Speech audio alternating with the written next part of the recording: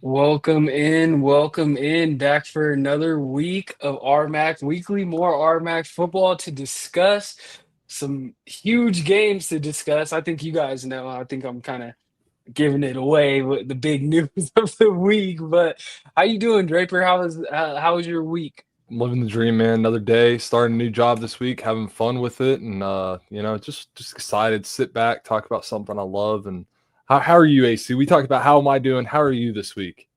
Hey man, I'm hanging in there, dude. It's the middle of the work week, so I rather be Friday and Saturday so I can be at a game. But Yeah, we're gonna get there. We're almost there. We're trucking along.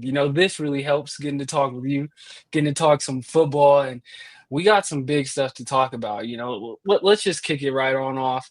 We're gonna take a look at the players that stood out the most in the week that was. You see Shadron getting the offensive and defensive player. Logan O'Brien with his second straight defensive player of the week, really making a real case for some late season postseason awards already. And then Mike Jones for Highlands, doing it, getting the special teams. He had a 99-yard kick return late in the third quarter that really gave them a little bit of cushion they needed as the Hard Rockers stormed back. But he actually killed it at receiver too. He was balling this week. And then Aiden Thompson in his very first start for Shadron, getting the huge win over Mines. Their first win over the Ore Diggers since 2012.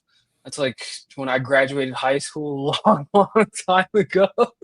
um, but yeah, the transfer from Oklahoma Baptist comes in, and we're gonna we're gonna jump right into some highlights, and we're just gonna show you why these guys won Player of the Week.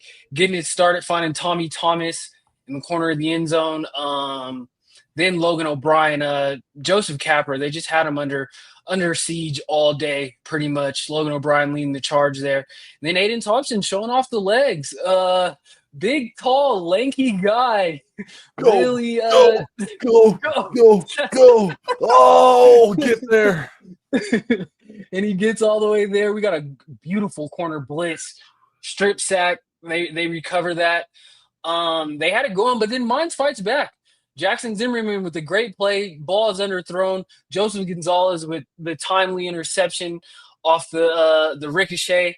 And then Mines, they're going to score 17 unanswered. We don't have the field goals, but you're going to see the touchdowns. Landon Walker doing his thing. He went over 100 again. But Thompson in that Chadron offense just keeps fighting back. He finds Devin Sundgren for a touchdown here, and then Tommy Thomas again with the big touchdown. And beautiful throws.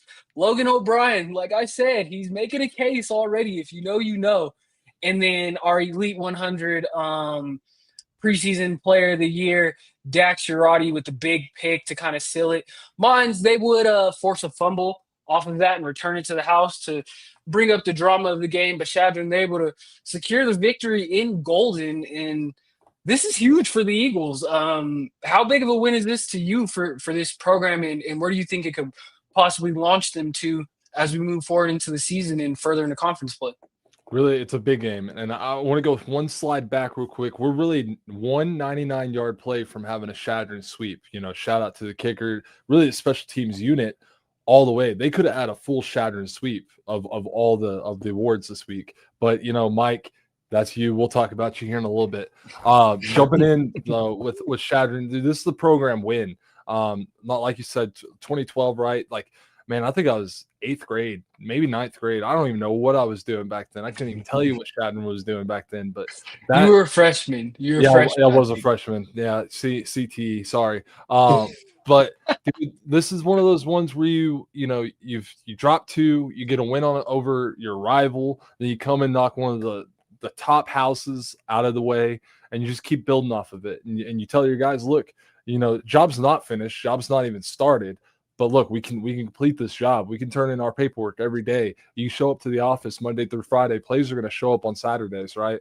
Aiden Thompson, dog.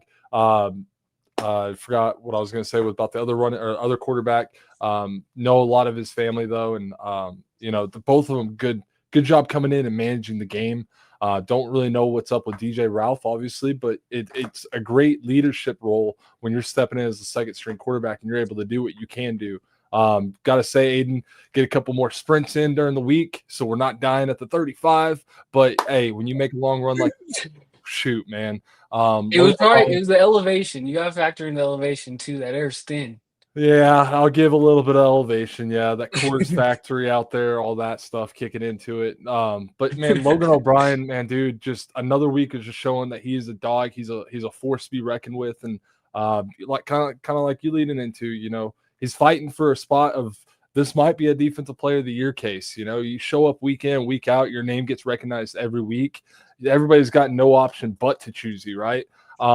Man, Dax, man, you get a pick. Don't run down the middle of the field. Go find a sideline. Get behind some blockers. Ski, let's go. Let's get some blocks. Hopping on the ore diggers, though, this is one of those things that's kind of like a punch in the gut.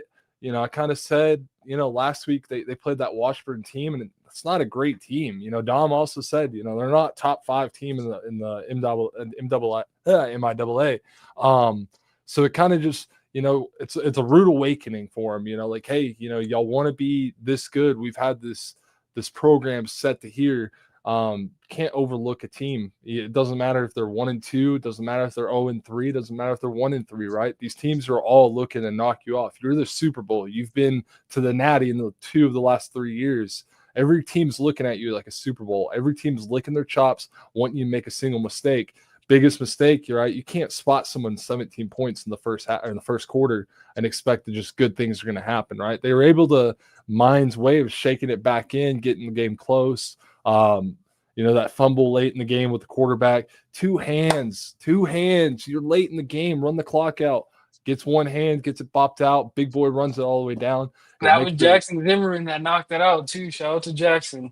Making the plays, right? But like Carl was saying, though, Landon, it was hard. Truthfully, if we see Landon every week running 22 carries, you're thinking this is more than 112 yards. So Shadron did their thing of keeping him wrapped up. He was able to get a touchdown. Didn't have any really big ones. Like, he didn't have a big long one like you can usually count on him for. He earned those 112. Like, credit to him. Yeah. But yeah, I think in the battle of the front seven versus Mind's offensive line, I think you got to give the edge to Shadron's front seven. O'Brien wins player of the week. They were harassing Capra, and I think it kind of shows. This is the first game Capra's not above 60% passing. I think you're really just seeing they really miss Flynn. Yeah. They did like I don't think that they have a real big deep downfield threat that teams have to respect anymore. Yep. I think Nick Stone's a really good receiver. I think Tyson Mock is turning into a really good receiver. And I'm forgetting his name, number 6. Like, they have some solid dudes, but I don't think any of them provide the threat that like a Flynn or a Max did, where your safety has to pay attention and everybody has to play off a little bit more. Teams can just be a lot more aggressive with them, I think, right now. And I think it's showing. I think it's showing big time on the defensive end. This Shadron team, they were able to run the ball well. Like, we don't have his stats here, but I think Quincy Riker had himself a really good game. The little diminutive back for Shadron, I think he ran really hard.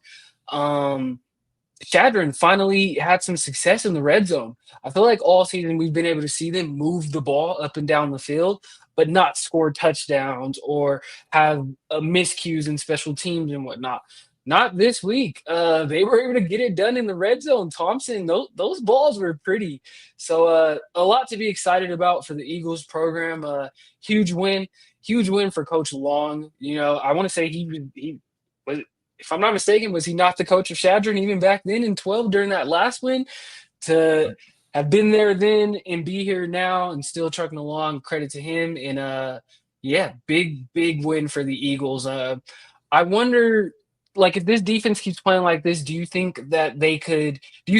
Mines is maybe not as good as we thought, and that's kind of explains this? Or do you think Shadron can punch up and maybe beat a Pueblo this year or Western? In a way, yeah. Like, the way I look at Shadron's record right now, they're 2-1, right? They're 2-1 against D2 teams. They took a D1 team that should have beaten, again, a D1 team when we talked about it. They took a team to the wire. They had great plays, and I do think they're right there. They're right under the steps. Do I think they have what it takes to take out Western? I'm not sure, but do they have what it takes to keep up with, Pueblo, New Mexico Highlands?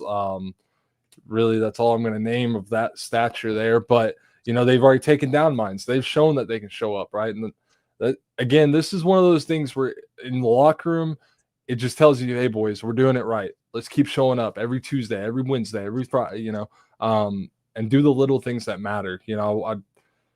Especially for a coach, though, you go back there and you say you've been here for so long, you finally get a piece back at these guys after you've just been year after year after year just getting kicked, and now you get the chance to get back at them. Like, this is, I'm not going to say they're going to be the RMAC champs, but they've got a chance they're going to sneak into the playoffs, and they keep playing like this, right? Like, and you don't want to play Shadron in the playoffs when, these guys are used to getting beat up, and now they're ready to beat you up, right? They seem like they have the depth to where, hey, I'm tired, tap my helmet. Next guy comes in just as strong, just as a powerhouse, right? A name I did not say, Tommy, man, you only had 5 catches. I know it says 49 yards, but dude shows up week in and week out and makes the plays when they're necessary. Big catches. Yeah, and then on the other side, Mines were a few plays away from it really being a different on the scoreboard. Stone had a beautiful block on the sideline, got called back for holding. Dude, just keep blocking like that. I know 1 week you're going to get a penalty, but keep blocking, dude. You're working your butt off, and you love to see that as a receiver, right? You get the block, give him the rock, right? So I think for both teams, it's kind of a wake-up call to both sides. Shadron, yeah, we can do this. Mines, do we want to be great? Do we want to go get a ring like the classmen ahead of us and continue that dominant reign that they've had? But it's going to all come down to the rest of the year, right? One loss doesn't define the program. Not at all.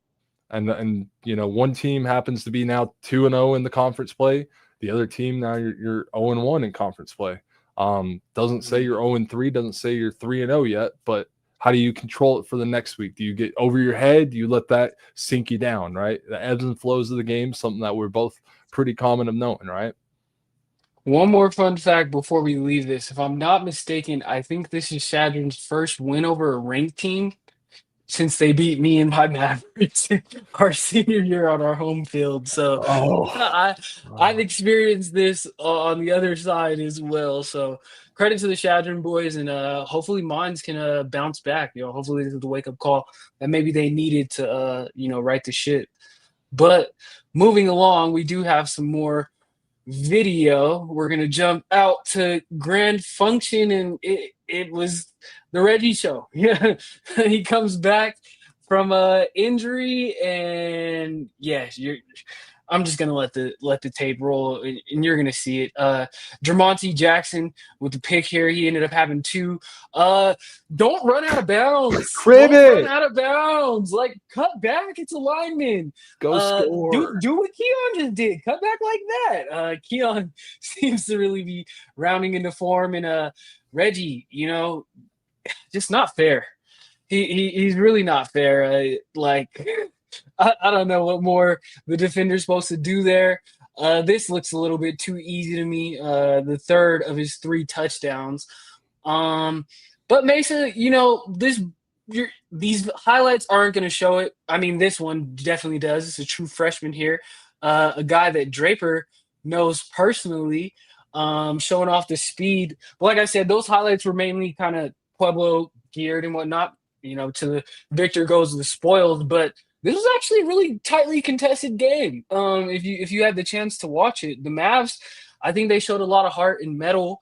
Pueblo obviously was just too much. Reggie, I'd say, was just too much. They really had no answer for him. But I do think Mesa battled. I think where the difference is Roman Fuller took care of the ball, whereas Liu had 3 picks. And in big time football, that's the difference in these games. 3 interceptions. It's gonna be hard to win a ball game, especially of a club of Pueblo's caliber. What'd you see from your Thunderwolves against my Mavs this past week? I'm gonna go backwards the same. So I'm gonna go Mesa first here, right? So talking about Liu, man, you look at the comparison here, right? They're 1 yard away. They're 1 yard difference. 3 touchdown, 4 touchdown. One of his picks, I really won't say I'll say 2 of his picks weren't on him. Receiver slipped. He's expecting your guy to be the play there. Second one at the very end of the game, he's throwing up that Hail Mary. Receiver gives up, man. Like, go make a play. Go bat it down. Live for the next play. And it kills you as a quarterback, right? When you hit the receiver and it bobbles into a pick, or you're expecting your guy to be there and you throw it. But this is honestly the best we've seen him play since he's been a starter, at least for me, where I was like, man, he can do some stuff, right? Bryson Brown, like we were kind of, getting to. Ooh, he can run. He can run, man. I've known this kid for a while. He's a yak athlete, Young Athletes for Christ. It's kind of how I got into college. Trainer here, Gaius Mathis, really great with him. Bryson was at the high school that I was at when I was coaching. I got the opportunity to watch him just kind of do his thing, walk around in the school. Everybody knows who he is, right? And here pretty soon the RMAC's going to all know who he is, right? You're a true freshman, 2 catches, 80 yards, touchdown. I'm gonna, dog on you a little bit though. That last pick you gave up. Go make a play. Go hit somebody, man. You're a receiver. You get hit all game. Your turn to go hit somebody. Shout out to my defense though on that side. Gibby out there making some plays, getting a pick. I mean, them bunnies to get up, make the play, and then his celebration was a little weak. So Gibby, we coached you a little bit better than that, man. Gotta have a little bit better of a celebration. Other guy, Lex Leaney, man. Lex has been through it. He's been through coaches telling him he couldn't do it. Been a starter, been the highly hyped transfer coming in to not being the guy. Like, yeah, he's been through it, and he's just I feel you on the Lex point for sure. It's all because Lex got married, man. Lex got married this summer, and now he's starting to turn into a baller. So, Lex, I'm proud of you, dude. If you end up watching this, Gibby, I'm proud of you. Bryson, I'm proud of you. Noah, so proud of you, man. Like, you got 2 catches. It wasn't for a lot of yards. Him getting hurt them bad. Like, I think if he's in the game and can finish the game. But then again, is Bryson, getting those reps? Like, I don't know. But with the Pueblo side, we're kind of waxing over Mesa. But the Pueblo side, they were in another tight, gritty game. Yeah. That they come out on top of. Yeah. I think we got to give them a lot of credit. A couple of weeks ago, we were questioning their toughness. And 2 straight weeks, they've had to really battle with the team, and it's come down to the wire, and they've dealt with adversity, and they've been able to prevail 2 weeks in a row. I think it's a big credit to them and their staff. And we say rivalries bring out the best of both teams, right? But, CSU-Pueblo, it's kind of those things where you can't play this close to the game when it comes to those playoff teams. They're used to already being powered. And, we looked at the stats last week. I think both of us took them by multiple touchdowns, right? Like, I thought they'd win big.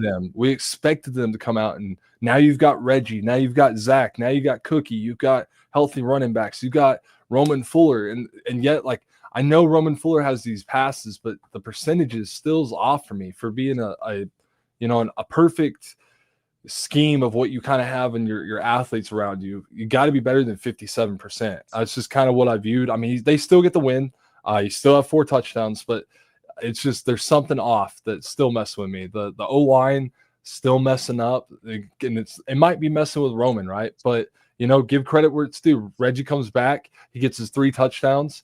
Dog's my boy Cash, which I love Cash. He's hurt. I think Reggie took it very personal. Like, his worst game of the season last year was Mesa. He had like 6 yards. And I teased him about it a little bit in the offseason. I gave him some crap about it. He took that one I think he was taking that game really personal. He was like, I'm going to show them. And it was his return. He had some spry. He looked, I don't know. We know Cash is coming off the toe turf injury, which is hard for a DB, but Reggie looked good, man. He looks really good. And when he's playing like that, these guys are going to be really tough to beat. And, Keon, like I said, it seems like Keon's really starting to round into form. And like game by game, he looks like he has a little bit more burst and a little bit more of that sauce. Like, the way he dropped that defender on that highlight was crazy. I know it was fast. Yeah. But you even look on the defensive side. I mean, they were flying around. You get the picks, but man, we don't want to just see picks. We want to see pick and a touchdown. Score. Go score. Man. Go score. Cut back. Like, don't stop running. Let me not get too mad about it. I'm the same way, man. Like, but I mean, they're flying around. They're able to make plays when they're getting turnovers. Like, every week they're forcing multiple turnovers. You know what I mean? I gotta say, like I said, I questioned their toughness a couple weeks ago, and this two tough, hard-nosed wins. Mhm. and maybe I thought they should have won. That maybe I predicted them to win this game by more, but I'm not really gonna. I'm not gonna fault them for winning games that I had reason to believe that they struggled with. Now they're starting to win those kind of games. It's not just blowouts. They're not just being front runners. So like credit due. I gotta give it to them. And then when, like, we were talking about records earlier, though. Like, I mean, you look at Mesa, you've lost to the number 12 team in the nation by 7, but then you got waxed by, I think Central Washington's like 20 something. They might have fell off this week. A little bit of an improvement. Right. So I mean, they're on the right track. We haven't seen Mesa put up more than 34 points against a competent team in over 4 years. So that's like kind of the one thing it worries me. Are they going to be able to keep up with some of these other teams that are able to produce points? Pueblo's obviously shown that we can keep the score down. We know our offense is going to score, and we're going to know our defense is going to keep you off the field. They showed that last week when backs were literally on the wall. And that happened Yeah. multiple times this time, right? Like as a defense, you want to go out there on the final drive and know that they've got to have a touchdown, and you get that turnover to take it away. Like that's where credit's given right there. Is you want that on your shoulders. You want to be like, we make or break this game right here. And they had chances all throughout the game to have more than just 3 picks. It wasn't just the 3 picks. They also had Yeah. chances to force more fumbles. The ball's just hanging out there, and they Do had you their think chances.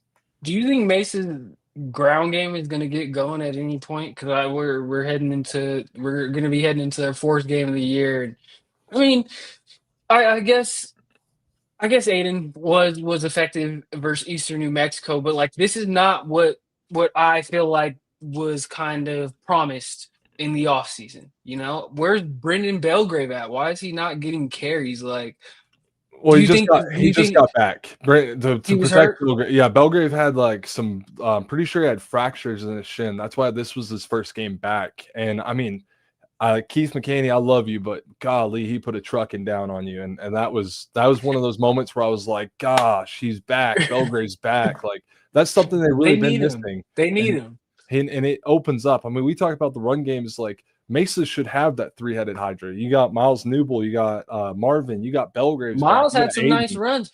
Miles, keep your feet. You Man, you saw you sauce everybody in the box. You break K Dot's tackle. You like use K Dot as a launching pad to speed up, and then you trip over your.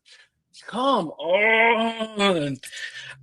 Some of it was so frustrating because Mesa had its opportunities for yeah. sure. They had a lot of opportunities in this game, I want but to give one other shout out to Mesa, man. The crowd in general, personally, oh yeah, that's the most like that I've looked like seen. the old days. That looked Yeah. like the old days. Like the vibe definitely seemed, lit. And to the people of Grand Junction, and if anybody out there is watching, like keep that up. The team needs that. They Yep. feed off that. When you can get Stoker packed out, when they're doing the mad walk, you've experienced it now. Like Yep. it's a crazy environment, and it looked like it was rocking this weekend. I hope they can keep that going, even though the boys came up a little bit short this week. But moving along, we had another what turned out to be a barn burner. What looked like it was going to be a blowout initially, and South Dakota shows a lot of toughness and heart, and just still fighting. And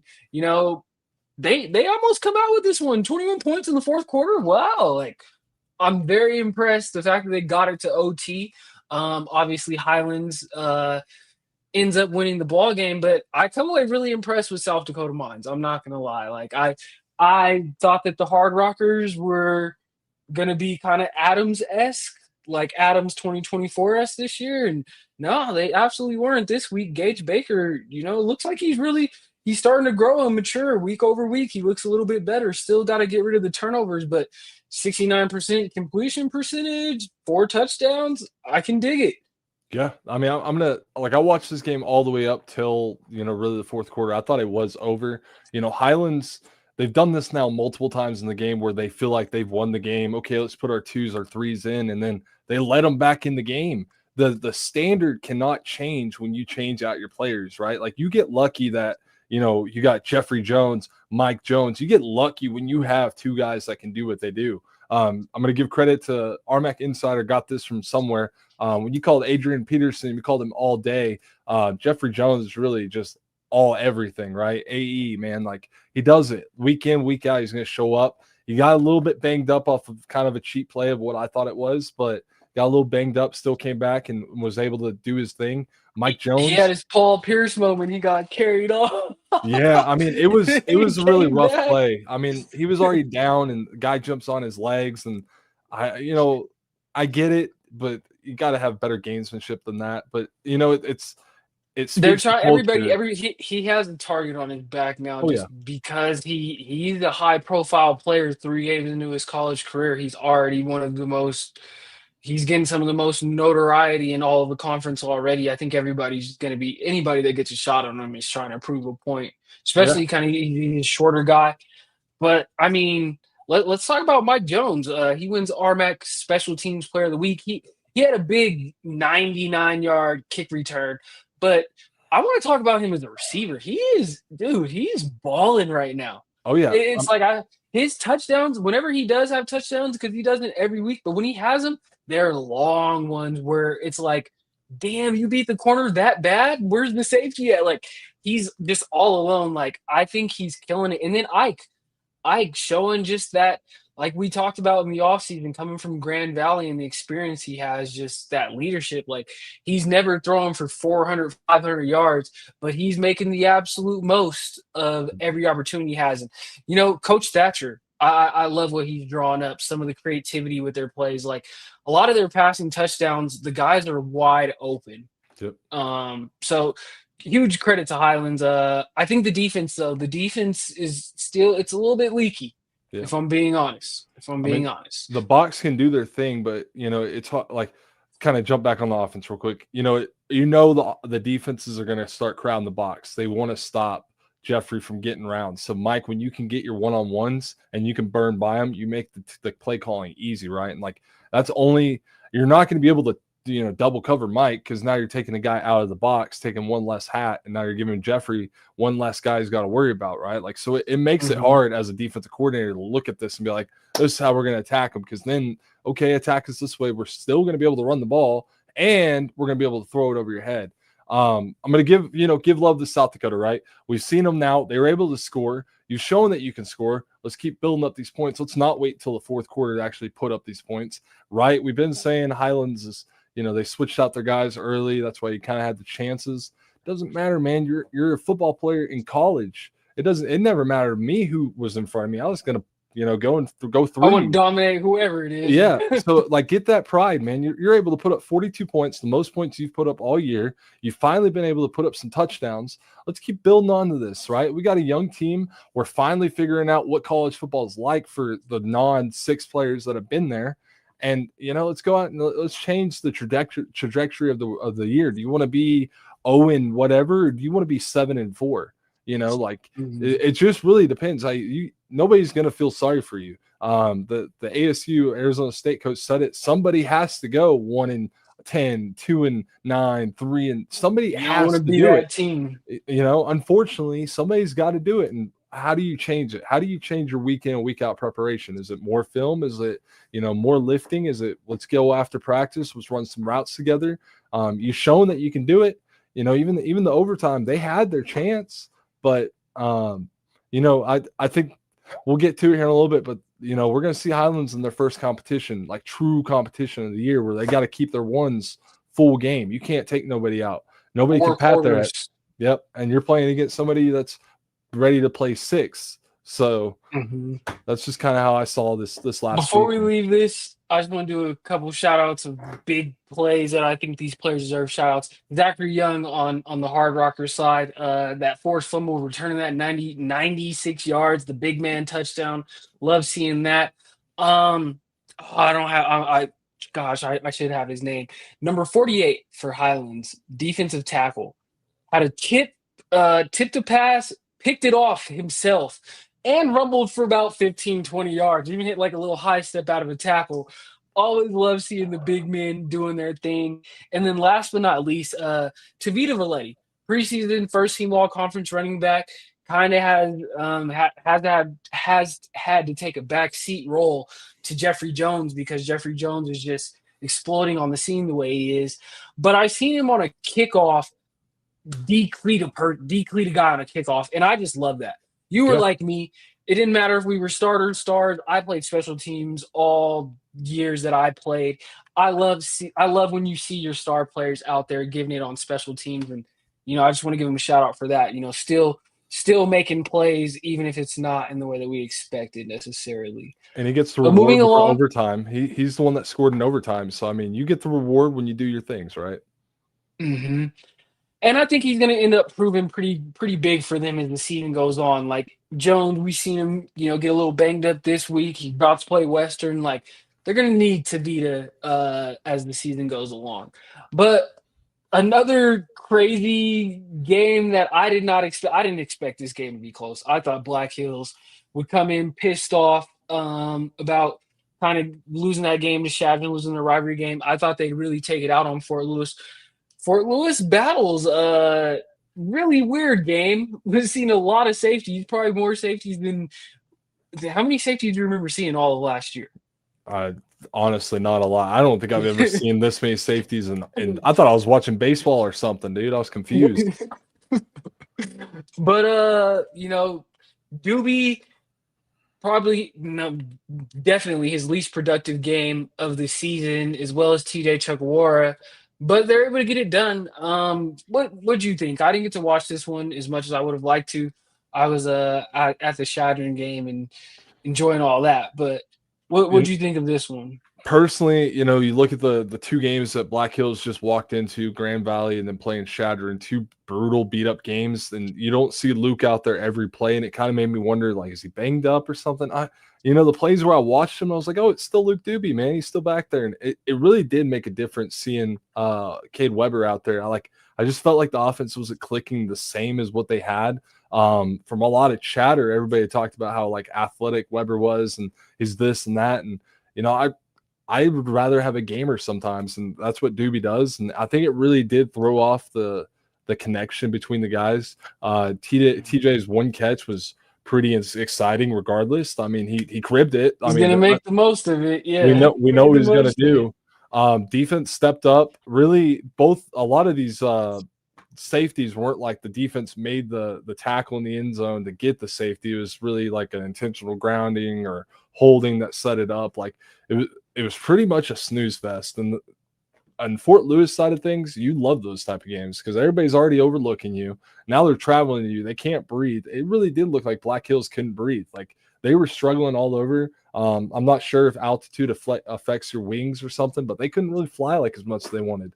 Kind of flip over the thing for Fort Lewis. Stone gets his chance to kind of have fun with it, and Stone didn't look like Stone either. And that's kind of what also threw me off, man. Like I was expecting a little bit more of a game from him, especially when you got a team that is they lost the Grand Valley and then Shattering. They're very high caliber team, and it looked boring. That's just kind of how I said it. It felt like it was watching the Eagles play the Eagles, like the the stat Philadelphia line's pretty Eagles. boring. 117, 47%. Like I can't lie. I'm not gonna say like his leash is up or anything, but like I thought that we'd see more from Stone by now. Think Yeah. about how excited we were at the beginning of last season. Like it's a year later.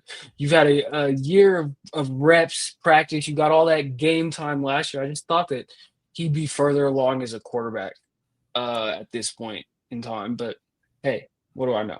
And you wonder if the injury that he had, it takes him back, whatever, he's not feeling healthy. You're playing on grass, so the grass is going to give out. Your ankle's kind of beat up anyways. Like it was really different. Defense for Fort Lewis still showed up. They did their thing. We're giving out, a couple shots to Samuel and Cameron, but Jacob Penny, a guy that we're always used to seeing, was still flying Always. around. Like he was, that's a guy that you're going to count on. Doesn't matter if we're playing Grand Valley or Black Hills, or if we're going to play, Harding. That kid's going to give all, and that's something you need. That's a leader you need, and it's shaking off to a couple of your guys. They're getting some turnovers. They're getting the plays that they need to keep their offense in the game.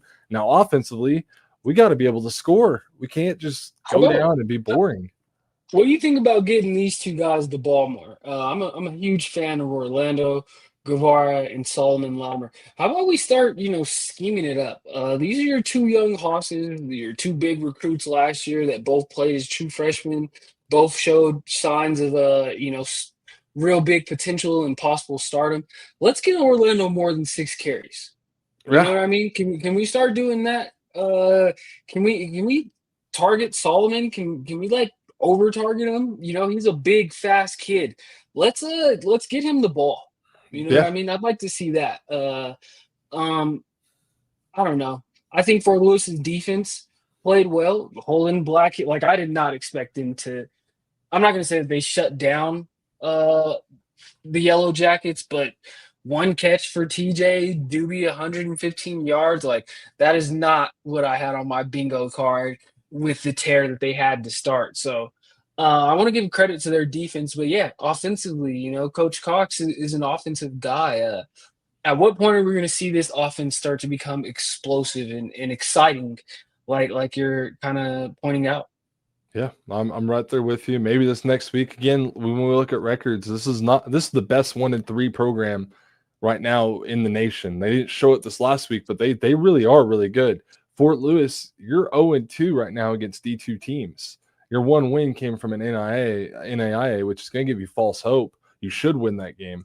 Now, how do you go get a D2 win? How do you fire back, and how do you start being productive? Well, hopefully we see this next week. Well, this is our least competitive game, and you know, I think Adams they're just going to be up against it all year. I think losing Gavin, I think with Gavin, I do think they could have been a sneaky team that could have, you know, won a game or two they weren't supposed to. But when you got a true freshman quarterback out there playing a Todd Hour coach defense and all the exotic stuff he likes to do, I just think they were, you know, they were really up against it. I give credit to him for having no turnovers. You know, his stat line isn't very impressive, only 128 yards, under 60%. But the fact that he didn't have any turnovers with what I've seen that defense do to other quarterbacks is uh hey, you survived.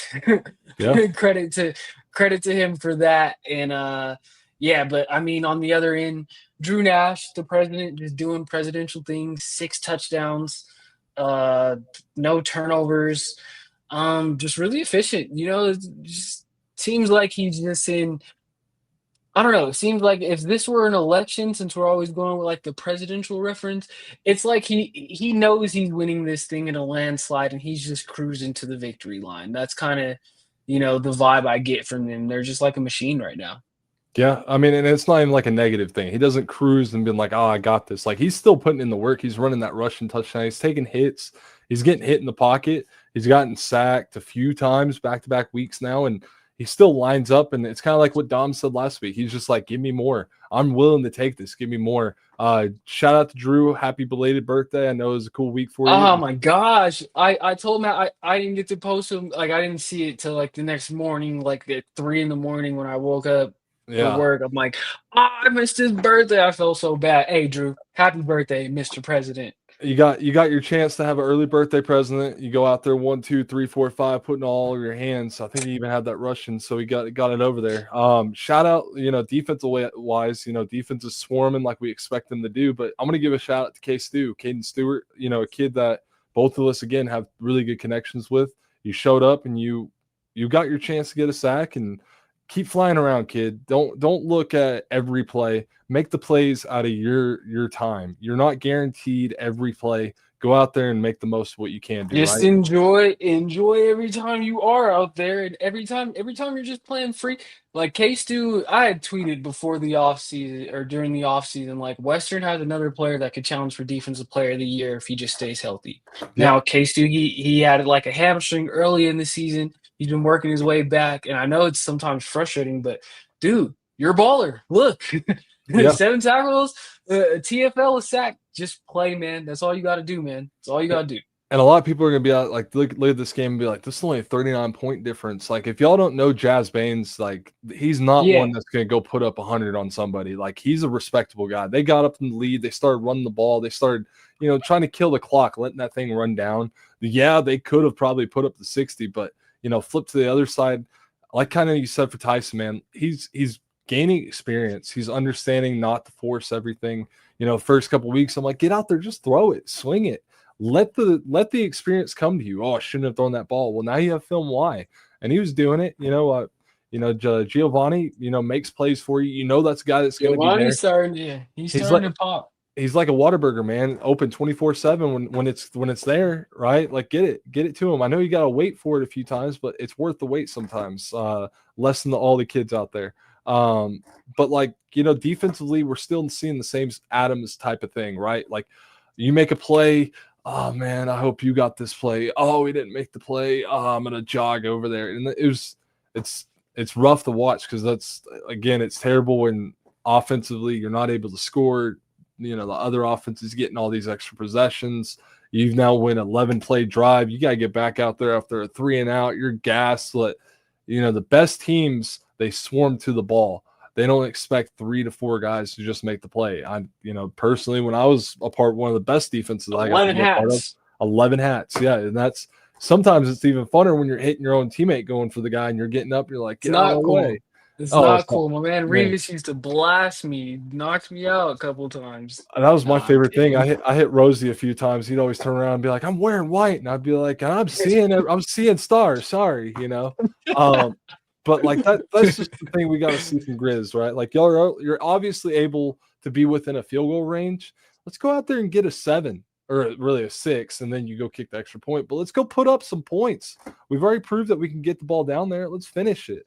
And let's fly around. Let's have fun. Again, you're right now. You're looking up, and you're like, man, how do we get up to be one of these teams? How about just show up day in and day out? Show up play to play. Make the best you can, right? Like, do you want to be that team 0-11, 0-10? Like, do you want to be the team that, we started out 0-3 and then we changed things around, right? And we kind of hinted to it, like maybe this might have been different with Gavin, but kind of feel happy. I think it's completely different with Gavin. I kind of feel happy for him sometimes where he's not taking all these hits. Gavin's a guy where, he's a gamer, but he will when he comes back next year. I imagine Coach Gallus, after this season, will I imagine there will be an influx of talent in his second year. Kind of similar to what we're seeing with Highlands and what Coach T's been able to do in his second year as they make that jump. Year 1 to 2 should be a big jump. So maybe things will be brighter for the Grizzlies. But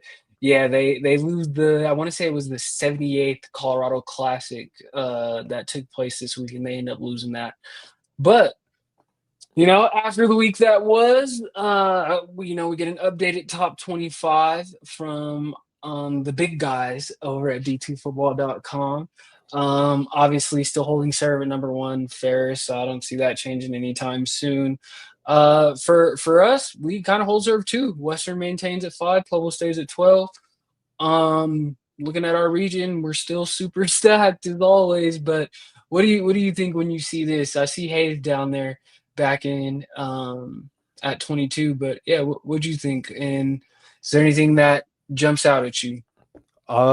Truthfully, I kind of gave them a lot of flack, and then this is going out of conference, but UTPB, they looked amazing against Kingsville going down, and we listened to McCauley. They went battled, man. Like they're a team that's going to be a wrecking force.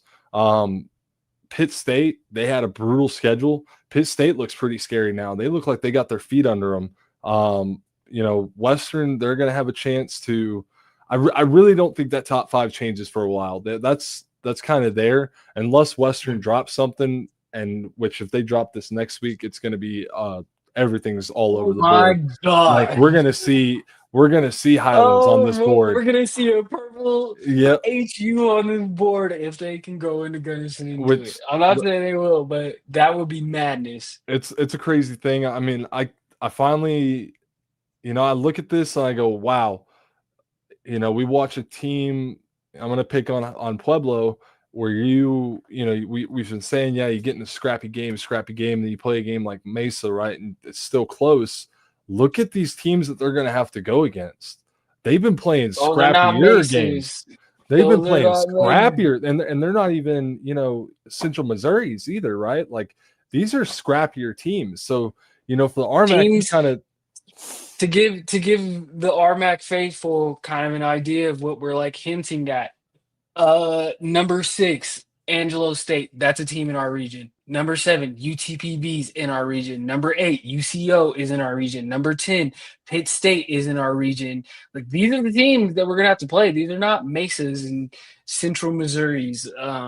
So I feel you on that. I hear what you're saying.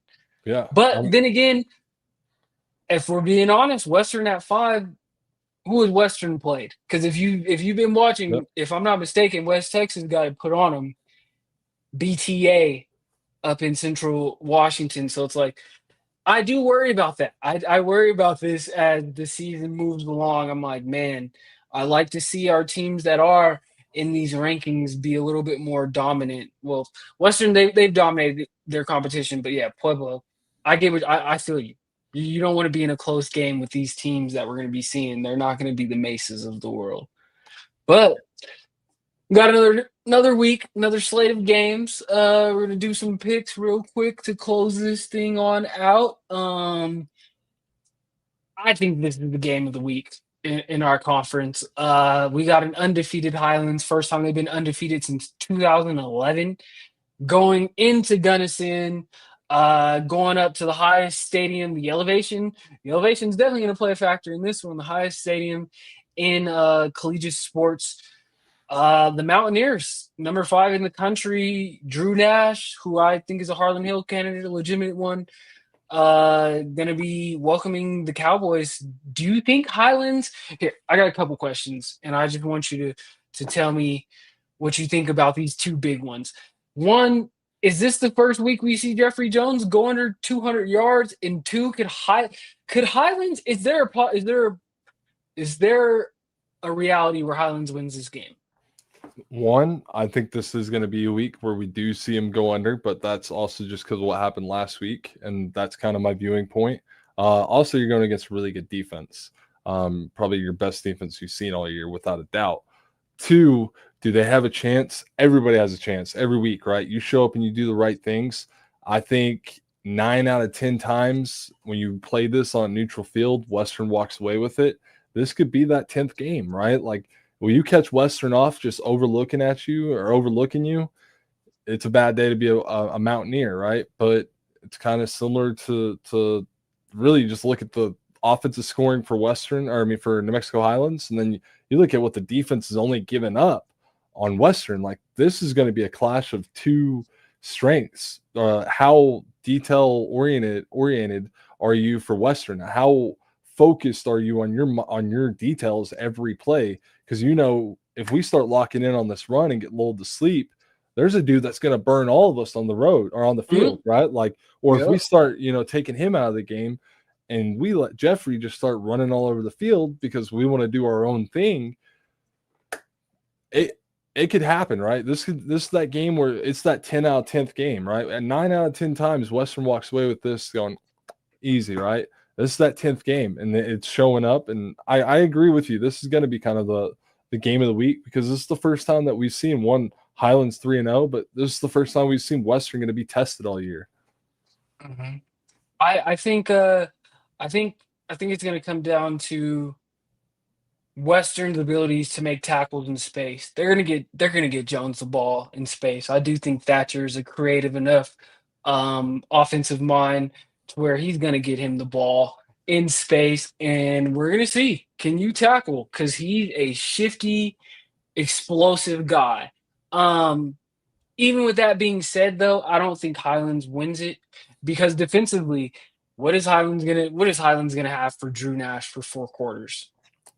Yeah, especially when you're giving up as much pass game as what you are. Drew Nash just looks at you and goes, "Cool, you want to drop 8? I'm going to run for 10." Like, "Oh, you want to rush me 5? I'm going to find a slant or a go. Like, come at me." I think that Highlands will have the ability. I think this game is going to play out similar to I went to Highlands versus Pueblo last year in person, and that was the game where the Pueblo boys had gotten in trouble. So a lot of it, like they had like 12 or 13 starters not play, so it's kind of their twos and whatnot. But Highlands, it was a competitive game. Pueblo ends up winning by like 10, 12, 13 points, but I was there and I thought they competed. I think that's what this game is going to play out like. I can even see it being really tight, going into the half, but I just can't see them, making the plays they need to be and just being assignment sound on the defensive end. I think they've struggled with that for 4 quarters.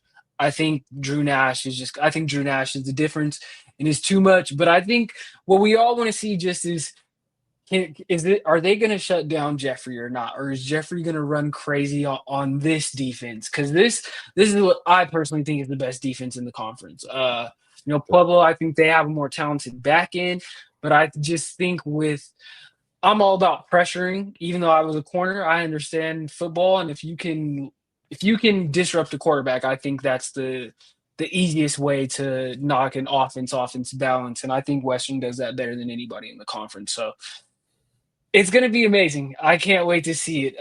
Like you said, strength on strength. They're only giving up 59 yards a game, and Highlands is rushing for 402. We're going to see a rock versus an immovable object this weekend. And this is the game I'm actually going to. I'm super excited to get back up to Gunnison. And then I'm excited to see Coach T and the boys in person, see if they could shock the world. So where you at with your pick on it? You got Western by how many? Western by. And if you pay attention to everybody in the crowd, he's been pretty close on every game every week. So if you're a bettor, this is where it's at. I'm right there with you on 10. I do agree. This is going to be a closer game, and which it's a moral victory. We don't believe in them, but this is a chance for Highlands to go, hey, that's our top dog, right? And we're serious. We're not pushovers. We're not pushovers anymore. This is their opportunity to really show us that. This one, with it being in Black Hills, I think this one's gonna be. I think Mines might be in for another close game. I know they're coming off a defeat and they're gonna be chomping at the bit, ready to bounce back. But I do think Black Hills could pose some problems for them.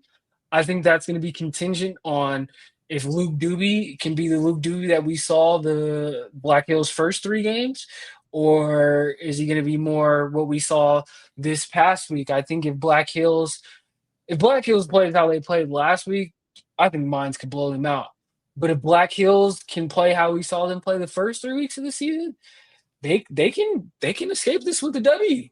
What do you think, and how do you think this plays out? First, it starts off with this is Black Hills' first home game in like 3 weeks, man. These boys are probably excited that they don't got to get on a bus. So, that's a big thing for them. I think it's going to play a factor for them. They got the home field again. Mines, you just got shocked. You probably overlooked, and you just got shocked. Now you kind of got that wake-up call. Yeah, who are you? Are you the team that's this is who we are? We're going to be middle of the pack, or is this a game where you come out and you run the ball over the place like we've seen you? You throw the ball really well. Your quarterback can just outrun everybody on the field when he needs. Defense shows up, creates the plays when they need. I think really the biggest matchup for me is going to be who covers TJ Chugawara. Like, is it Zimmerman or is it going to be I think something that I would like to see them do. I know they haven't done it, and this is no diss to any of the players. Like, I think Soderdahl's a pretty good corner. I think he has some competitiveness and he's feisty. But I think you got to let Jackson travel with him. Yeah, without a doubt. Like that's kind of what I view it as. That's your guy who's been statured, and you're going to shut down one guy out of the game. Yeah, but you're going to make a 10 out of 10 game, and that's better for your team if you're taking away. Arguably right now, to me, one of the best receivers in the league. And, that's just how you win the game. You shut down somebody, you put your best guy on them. We did it all the time when we put Weeze on somebody. Unfortunately, we never had to do that with Mesa, but that's a side thing. You couldn't stop Vernell. Oh, yeah. Peter. No, I'll give you Peter. Well, I'll give you Peter. Peter was so fast, man. I had to play like 35 yards back to even have a shot. Crackhead speed. But we digress. We digress, though. Like, I think Jackson is good enough to do it. Yeah, I agree. Jackson is for real. Like, Jackson is serious. I think Jackson, and I think he would relish that challenge to truly just run around with TJ all day. Yep, I'd love to see them do that. And this is, this is a game where I think it's gonna be close. Man. This is gonna be a game where I also think it's gonna be close, at least one possession. Weirdly enough, I do think it's gonna be one possession. I think Mines actually comes out and they get the one score lead. They got rocked in the face, and Now it's time for them to show up, and I think the Mines do show up. I think all of them, they get their schoolwork done on Wednesday so they can get Thursday, Friday, Saturday ahead of the game, right? Black Hills. Speaking of that, I got something for you. When I was at the Mines game this week, I had some fans come up and tell me that you got to get this right. You always reference trigonometry, and they told me to tell you that trigonometry for these guys is like elementary, like that. That's like little stuff. They're on Oh, way further stuff, I wouldn't know way how to bigger say stuff. I wouldn't know Yeah, how to say those you words. see, So, you see how I'm at a loss for words. I don't even know what to call it. But yeah, they're a lot further than that. They personally told me to tell you that. okay, I'll take it back, my Mines fans. I know we're worried about our schoolwork and Eagles, not Eagles, but no, I do give a shout out to them. I know those guys work hard. I had to study Yeah. mountains and go on backpacking trips, and that's how I got one of my degrees, right? Like, it was so simple at Pueblo. But I think this is going to be a one-score game. I think the the the Mines, they come out and they do their type of football. They don't want to be embarrassed 2 weeks in a row, especially against programs. Again, like I said, this is their Super Bowl. You've been the top dog forever, and these guys are finally at home, and they're coming. They got their first win of the year. They've been close multiple games in the year. Kind of what I think though is, does Mines run Capra like a lot? Like, we saw Black Hills started struggles with run game with quarterback. Is this a week that we see Capra step up and rush for a lot of yards, or does Black Hills have it fixed and they're able to control Capra, kind of like what they just Shadron was able to do, right? I'm gonna go with Mines, and I'm gonna go with Mines for this reason, because Black Hills running game still has no life to me, and I believe Mines front seven, like, you couldn't see it in the highlights, but their front seven, like, they were getting after it too. Like, I think Evan Bish Evan Bish has been killing it all season. I think Brady Zingelman is looking like one of the better outside linebacker pass rushing threats in the conference. I think they're going to force Black Hills into a passing game, and I think they're gonna. I think Tripp is gonna come with the crazy pressure this week, and I think they're gonna get home. And I think Black Hill's inability to run the ball and make Mines play honest is gonna. I think that's gonna be their undoing, and I think the Mines offense should bounce back. I don't think as far as the passing game, Capper still threw a touchdown. I still think he had some good plays, but I think they'll really be trying to get those receivers going.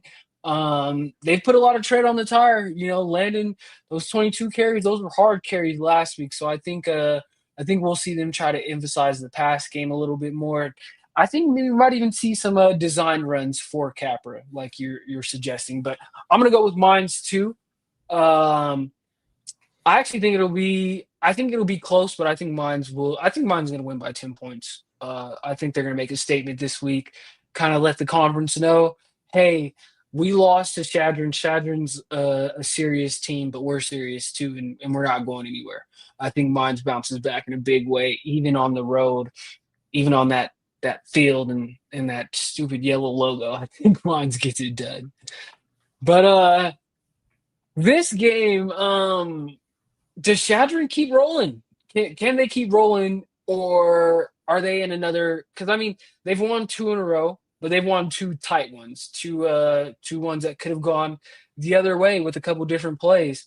Are they in another game like that with Mesa, or can we see Shadron kind of dominate and maybe pull away from a team? That's I don't know. Kind of like I said earlier, the record doesn't really speak for Mesa as much. Yeah, they're 1-2, but they lost to Central Washington, who I think's a better team than really we're giving credit to. And then they lost to Pueblo, who's ranked high, right? Like, Shadron, they were able to get their win against. I mean, even for them, it doesn't speak their record. These are two really good, solid programs, and like, you look at the stats, scoring, we're averaging low. Like, I don't think this is going to be a high scoring game either way. I think defense is going to be the ones that whoever has the ball at the end of the game is going to end up winning. Obviously, that's how you do it. But I don't have this really being more than 29.5 points combined. You know, like Is it a race? Is it a race to who can score 17 first? yeah, I think this truly is going to be a game like that. And you know, we were talking about kind of the past game changing up from last week and them getting some healthy players back from Mesa. You know, we kind of alluded, yeah, you turf toe it sucks for Cash, but I think this is the week where Cash takes revenge and takes goes and falls around. I mean, you got some good DBs that can make plays, and if Tommy is able to get his plays like he normally does, even if it's 5 catches, they're gonna win. But if Mesa can take those big plays out of the game, Mesa's gonna win. They're able to run the ball, and I don't know if they're gonna be able to run the ball this week. That's the hardest thing. Like it's gonna be Liu making plays, but having to find a running back to check down to instead of just throwing up the Hail Mary moon ball every time. Shadrin's I gonna think have to these that front teams. seven. I think these teams are very, very similar in like design and what they want to be. I just think Shadron's just better at it. I think Yep. Shadron's a little just bit older and further along. Like you look at Mesa's defensive line versus Shadron. Shadron's is just a little bit bigger, a little bit stronger, a little bit more experienced on the offensive end. Mesa, Trek, your guy Trek, he's looking like a young prodigy coming up, but Tommy's an established guy in the conference that teams know every week. Hey, he's the guy, and every week we still see him catching passes and catching touchdowns. And then just the energy from this new quarterback, the transfer from Oklahoma Baptist, Aiden Thompson. I was there in person. I felt the vibe in the sideline and just the way those guys rallied around him and the big plays he was able to make. And his ability to finish. He finished in the red zone on multiple occasions. Start of the game, middle of the game, end of the game. When they made it to the red zone, aside from the one fumble he cashed in with points. So I think Mesa's just a little bit better, or I think Shadron's just a little bit better version of what Mesa wants to be.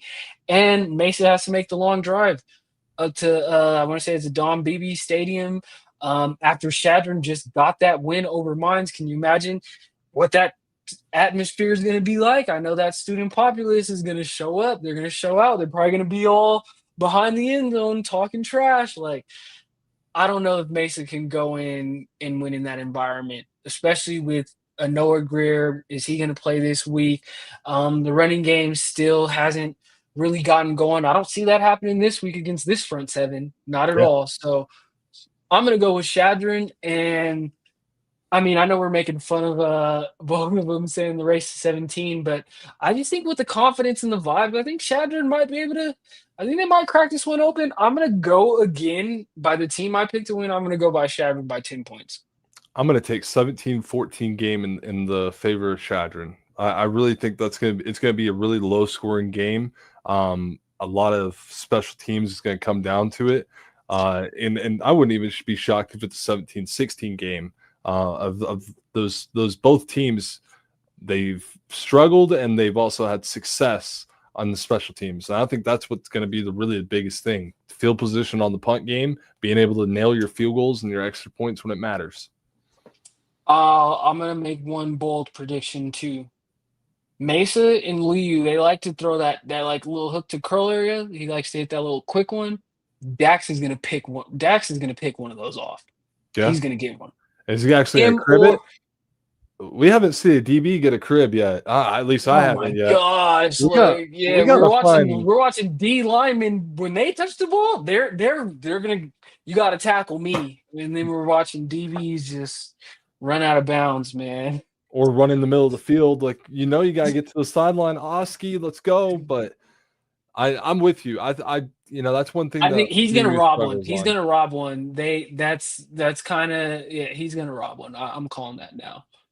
Um, SD Mons, you're gonna start running out of chances to get that W on the season. I think this is a prime opportunity for the Hard Rockers, and I think with the Hard Rockers coming off that valiant effort, as long as guys like William Lester are still keeping the vibes up and the energy up, I think they're gonna use that momentum, and I think the horns are gonna be honking. I think they're gonna score some points.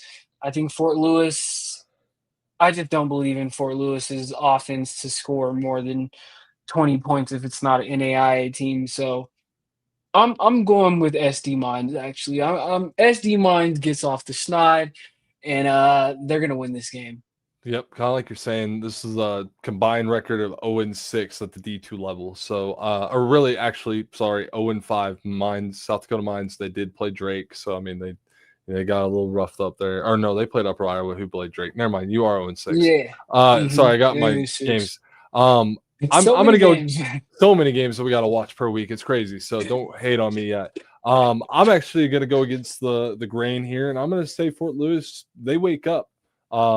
You just played a boring game. Um, I don't know why. I feel confident, man. I think Fort Lewis actually goes out and gets their first D2 win of the season, and their offense wakes up. Their defense does what they're normally able to do, and they're able to fly around, create havoc, and that's what Mines has kind of been struggling against, right? Like we watched South Dakota Mines put up points last week, but again, New Mexico Highlands was pulling off their ones and throwing in dudes that I think a guy had the old school ones that you had to fill up with the air on the insides, like John Dykstra had to wear back in the. No, he had to wear a leather helmet probably.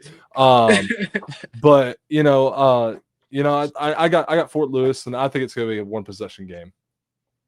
I think Gage Baker outplays Stone Walker this week, and I think that's the difference. So, as far as I think SD Mines by 7, Okay, by one well, score. we're literally on the opposite here. We'll see next week who was right, but this is gonna be a one score game. I definitely see it. Last but definitely not least, I mean, I think Pueblo's gonna roll. There's not much to say about this. I don't really think Adams, respect to Adams, not trying to be disrespectful, but I don't think they're gonna offer much resistance to Pueblo. I think this is gonna be one of those games where Pueblo is gonna win by a very wide margin. I don't think Coach V Hill is Coach Baines. I think Coach V Hill is gonna we're gonna play till that says 0. So I think this one could get ugly. Yeah, I agree, and I think defensively they're going to get their chances to score. Hopefully, Coach Foskey takes a couple of these clips of when we're saying you catch a pick and you go try to score the ball. You go do it. But yeah, I kind of like what you said. He's not like a Baines, and I think he goes up and says, "Let's put out 70 this week and let's fix some of these stats that we've been struggling on all year." I would like to see Adams at least score though. That's one, like, not a field goal. I want to see you score a touchdown.